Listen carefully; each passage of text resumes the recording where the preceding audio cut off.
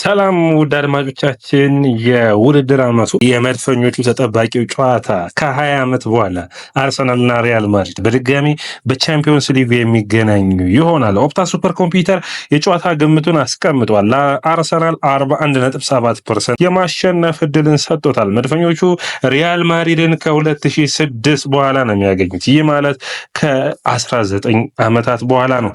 ሪያል ማድሪድ የእንግሊዝ ክለቦችን ባለፉት 22 ጨዋታ ላይ አግኝቶ 11ዱን ማሸነፍ ችሏል። ሪያል ማድሪድ የ15 ጊዜ ቻምፒዮንስ ሊጉ ባለቤት ነው። መድፈኞቹ ባለፉት ዓመታቶች በዚህ ውድድር ላይ እንግዲህ ወደ ግማሽ ፍጻሜ ካለፉ በ2009 ማለትም የዛሬ 16 ዓመት ነው ለግማሽ ፍጻሜ ማለፍ የቻሉት። ሪያል ማድሪድ በእነዚህ ዓመታት 6 ጊዜ የአውሮፓ ቻምፒዮንስ ሊግን አንስቷል። ሁለቱ በአቋም ደረጃ ካያቸዋቸው ወይም በታሪክ ደረጃ ልዩነት ያላቸው፣ ነገር ግን እግር ኳስ የትናንት ታሪክ አይደለምና የዛሬ ብቃትን ነው የሚጠይቅ። የነ ቡካዮ ሳካ፣ ዲክላን ራይስ፣ ዊሊያም ሰሊባ ቡድን ምን አይነት ብቃቱን ያሳያል? የሚጠበቀው ጨዋታ ነው። ለመድፈኞቹ ደጋፊዎች ከዛሬ ከባድ የሆነ ቅድመ ዝግጅትን እያደረጉ ነው የሚገኙት። አርሰናል አለ ማይክል አርቴታ ገና ለማሟሟቅ ስንወጣ የደጋፊዎቹን ድባብ ማየት እንፈልጋለን። የአርሰናል ደጋፊዎች ማህበር ከ30 ደቂቃ በፊት ሜዳው ላይ እንዲገኙ የአርሰናል ደጋፊዎችን ተናግሯል። በየሜዳ መቀመጫችሁ ላይ የፕላስቲክ ባጎችን ታገኛላችሁ። ያንን ፕላስቲክ በመክፈት አርሰናልና ኤምሬትስን እናሳምር የሚል ጥሪውን አቅርበዋል። ተጠባቂው ጨዋታ በኤምሬትስ ምሽት 4 ሰዓት ላይ ማክሰኞ ምሽት እንግዲህ በታሪክ ካያችሁት ሪያል ማድሪድ ጠንካራ ነው። ነገር ግን መድፈኞቹ ታሪክን ብቻ ሳይሆን ዛሬን ለማሸነፍ መታገል ይጠበቅባቸዋል። ሰላም ውድ አድማጮቻችን፣ ይህ ያያ ስፖርት ነው። ላይክ፣ ሼር፣ ኮሜንት፣ ሰብስክራይብ ማድረጋችሁን አትርሱ። የውጤት ግምታችሁን አስቀምጡልኝ።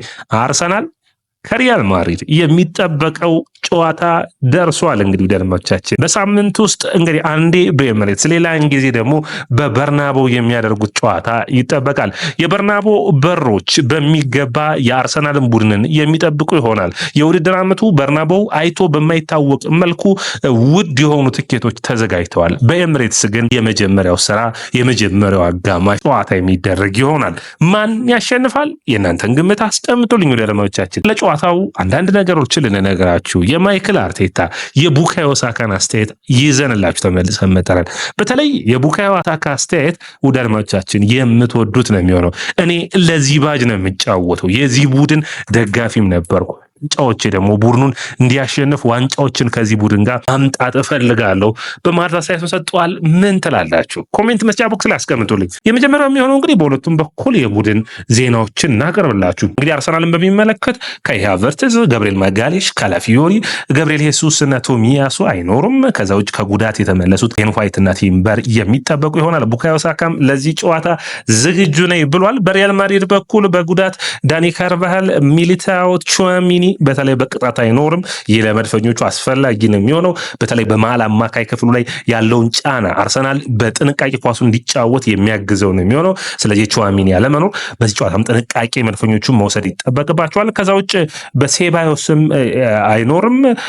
ቤንዲም የመድረሱ ነገር አጠራጣሪ ሆኖ ታይቷል። የቡድኑ ስብስብ ውስጥ አካሉ አልታየም። በአጠቃላይ አርሰናሎች የጁሊያን ቲምበር እና ሌላኛው ተጫዋቻቸው የሆነው በአማካይ መስመሩ በኩል ዲክላን ራይስ ቢጫ ካርድ ላለማየት ጥረቶችን የሚያደርጉበት ጨዋታ ይሆናል ብዬ አስባለሁ። ምክንያቱም ቢጫ ካርድ የሚያዩ ሶስተኛ ቢጫቸው ነው። ለዚህ ጨዋታ አይኖሩም። ሌላኛው የሚሆነው ራሂም ስተርሊንግ በዚህ ጨዋታ 3 ቢጫዎችን ስላየ የማይኖር ይሆናል። ለመርሱ ግን ለበርናቦ ጨዋታ የሚደርስ ይሆናል። የመጀመሪያው የኖካውት ጨዋታ ነው። እንግዲህ ለአርሰናል በእነዚህ ውድድሮች ላይ ሪያል ማድሪድን መልሶ ማግኘት አስደሳች ነው። ማሸነፍ ይጠበቅባቸዋል። በመላው አውሮፓ ካሉ ቡድኖች ውስጥ 2 ቡድኖች ናቸው በመከላከሉ በኩል በአውሮፓ ቻምፒዮንስ ሊግ ምርጥ ብቃታቸውን የሚያሳዩት። አንደኛው ኢንተር ሚላን ነው፣ 0.2 ኤክስጂ ነው የሚሞከርበት። ከዛ በመቀጠል አርሰናል ነው 0.88። ነገር ግን የኋላው ግድግዳቸው የሆነው ገብርኤል ማጋሌስ በዚህ ጨዋታ ለመኖሩ ትንሽ የሚያስቸግር ነው የሚሆነው። ዴቪድ ራያ በዘንድሮ ውድድር ዓመት በአውሮፓ ቻምፒዮንስ ሊግ ምርጥ ብቃቱን ከሚያሳዩ ግብ ጠባቂዎች ውስጥ አንዱ ነው። 3.7 ጎሎችን መቆጠር ከነበረባቸውን ማስቀረት ችሏል። ጥሩ ብቃቱ ላይ ይገኛል። ነገር ግን አሁን የሚገጥመው በ26 ዓመቱ ላይ የሚገኘውን በልምድ በኩል የካበተውን ኪሊያን ምባፔ ነው። ኪሊያን ምባፔ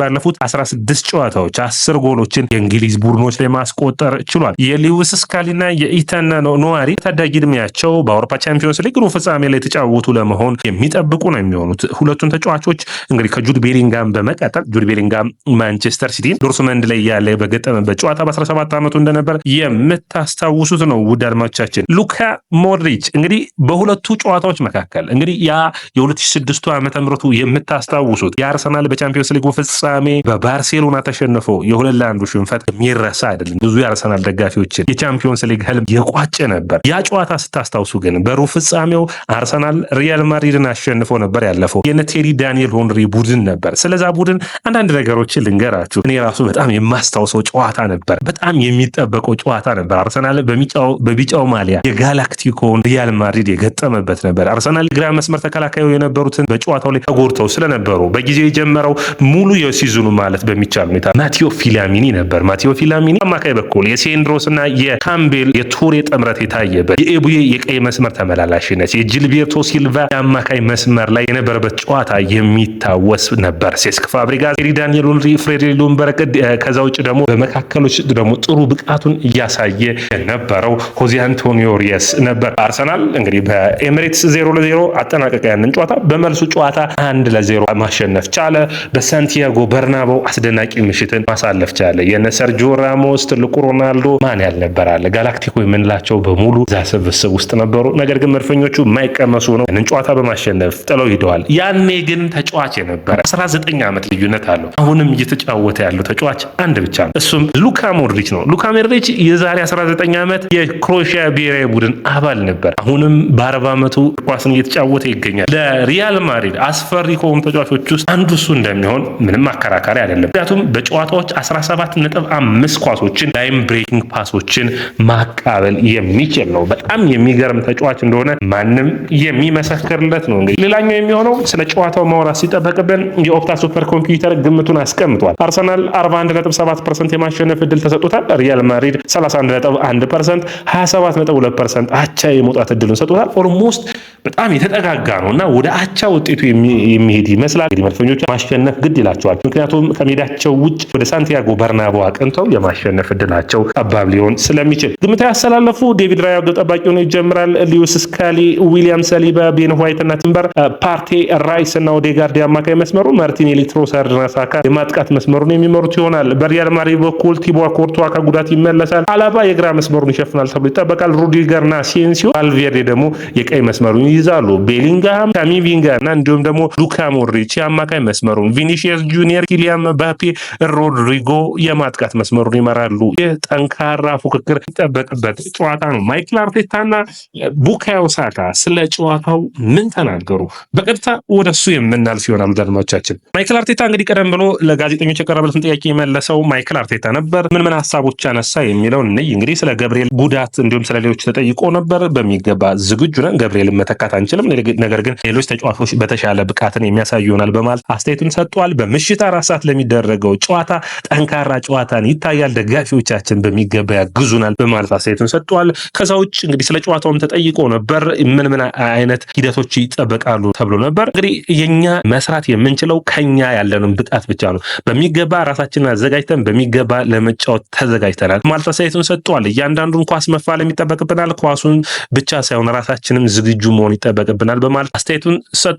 ከነሐሴ 2021 ለአርሰናል ከሪያል ማድሪድ ወደ አርሰናል የፈረመው ማርቲን ኦዴጋርድ ስለሱም ተጠይቆ ነበር። ሁሉ ነገሩን የሰጠ ነው፣ ለዚህ ቡድን ኢሜጃችን ነው ወይም ደግሞ ምርጡ ተጫዋቻችን ነው፣ ለእያንዳንዱ ነገር መፋለም የሚፈልግ ባለውለታችን ነው፣ የተለየም ተጫዋች ነው በማለት ገልጾታል። ስለ ጁሊያን ቲምበርም ተጠይቆ ነበር። በውድድር ዓመቱ ጥሩ ብቃቱን እያሳየ ይገኛል፣ ለቡድኑ የተለየ ሚናውን እያሳየ ይገኛል፣ ያንን የሚቀጥል ይሆናል፣ ለጨዋታው ዝግጁ ነው በማለት አስተያየቱን ሰጥቷል። ከ20 ዓመት በፊት የነበረውና አሁን ያለው በጣም ልዩነት አለ። ስለዚህ ነገር ግን መነሳሳቱን ከዛ ቡድን ወስደን በሚገባ ለመተግበር እንሞክራለን በማለት አስተያየቱን ሰጥቷል። ታሪክ ለመስራት ስትሞክር አለ ማይክል አርቴታ በትንንሽ ነገሮች ትጀምራለህ። ስለዚህ እያንዳንዱን ትንንሽ ሞመንቶች ወይም ትንንሽ ቅጽበቶችን ማሸነፍ ከቻል ታሪክ መስራት እንችልበታለን በማለት ቡድኑን አበረታቷል። ወደ አድማጮቻችን ቡካዮ ሳካ የሚመለከት ደግሞ አዳዲስ መረጃዎችን ራሱ ኢንተርቪው ሰጥቷል። እንግዲህ አርሰናል በቻምፒዮንስ ሊጉ ከዚህ በፊት ጥሩ የሆነ ቲምበር አስተያየቱን ሰጥቶ ያውቃል። ሳሊባም በዚህ መድረክ ላይ ተናግሯል። በቅርብ ጊዜያቶች ሚሼል ሞሪኖን አይተናል። አሁን ደግሞ ቡካዮ ሳካ ነው። እንግዲህ ሳካ ስለ ጨዋታው ተጠይቆ ነበር። አስቸጋሪ ነበር ብሏል። ስለ ጉዳቱ ያጋጠመው አጋጣሚ ያጋጠመው። አሁን ግን ዝግጁ ነን፣ ለደጋፊዎቹ በጥሩ ሁኔታ መናገር የምፈልገው በጥሩ ሁኔታ መዘጋጀት እንፈልጋለን ብሎ አስተያየቱን ሰጥቷል። ስለ አርሰናል አካዳሚና ስለ ብቃታቸው ተናግሯል። ጥሩ አካዳሚ ያለን፣ ብዙ ገንዘብ ማትረፍ ችለናል፣ ምክንያቱም ብዙ ተጫዋቾችን ስለማናስፈርም በማለት አስተያየቱን ሰጥቷል። መመለስ ብቻ ሳይሆን በጥሩ ሁኔታ መመለስ እንፈልግ ነበር፣ ያንን በሚገባ ማድረግ ችያለሁ በማለት አስተያየቱን ሰጥቷል። ሪያል ማድሪድን ማክበር አለብን፣ ነገር ግን ለእያንዳንዱ ሁኔታ ደግሞ ዝግጁ ነን በማለትም አስተያየቱን ሰጥቷል። ማሸነፍ እንችላለን፣ ማሊያውን አከብራለሁ፣ ስለዚህ በአርሰናል ቤት ዋንጫዎችን ማሸነፍ እፈልጋለሁ በማለት አስተያየቱን የሰጠው ጠንከር ያለ አስተያየት ነው። እንግዲህ የቡካዮ ሳካ አዲሱ ኮንትራት ጉዳይ ነው። ከዚህ በፊት ዊሊያም ሳሊባ ወጥቶ በአርሰናል ቤት እንዲያስታውሱኝ ዋንጫዎችን ማሸነፍ እፈልጋለሁ በማለት አስተያየቱን የሰጠ የሚታወስ ነው። ቡካዮ ሳካም ይህንን ደግሞታል። ቴሪ ዳንኤል ሄንሪ ስለዚህ ጨዋታ አነጋግረዋለሁ። የቴሪ ዳንኤል ሄንሪ ምክሮች ስለአንተ ምን ይመስላሉ ተብሎ ጠይቆ ነበር። እኔ ሁሌ እሱን ሳየው ያለው በራስ መተማመን ይገርመኛል በማለት አስተያየቱን ሰጥቷል። ሁሌም በራስ መተማመን ይጨምራል እሱን ካገኘሁት በኋላ። እሱ ምን ይላል መሰላችሁ አለ፣ በነገሮች መካከል ሜዳ ላይ ስገባ ምንም ነገር የሚያቆመኝ የለም፣ እያንዳንዱን ሁኔታ አሸንፋለሁ የሚል ሀሳብ አለው። ያንን ሀሳብ ኔሊ ለማስረጽ ይሞክራል። ያ ደግሞ ደስተኛ ያደርገኛል በማለት አስተያየቱን ሰጥቷል። ሁሉ ነገር ራሱ ለማድረግ የሚጠር አይነት ተጫዋች ነው በማለት አስተያየቱን ሰጥቷል። ከዛ ውጭ እንግዲህ የቡድኑን የሕክምና በጣም አድንቋል። ሳሙኤልሰን ሪኪ እንግዲህ ባለፈው ጨዋታ ላይ አልነበረም፣ አላመሰገንኩትም፣ ነገር ግን የሁለቱ ስራ የተለየ ነበር በማለት አስተያየቱን ሰጥቷል። ቲምበር በተለየ ሁኔታ በጉዳቱ ወቅት እንዳገዘውና ከኤሲኤል ስለመጣ ብዙ ጠቃሚ ምክሮችን እንደመከሩ ተናግሯል። ከዛ ውጭ ቪኒሲየስ ጁኒየርን ኤምሬትስ የሚያደርጉት ፍልሚያ የሚጠበቅ ነው የሚሆነው። ነገ ምሽት በኤምሬትስ ደማቅ አቀባበል፣ ደማቅ ፍልሚያዎች ይጠበቃሉ። ውድ አድማጮቻችን ይህ ያያ ስፖርት ነው። ላይክ፣ ሼር፣ ኮሜንት፣ ሰብስክራይብ ማድረጋችሁን አትርሱ። የእናንተ ላይክ፣ ሼር፣ ኮሜንት፣ ሰብስክራይብ ብዙዎቹ ጋር እንድንደርስ ያግዘናል።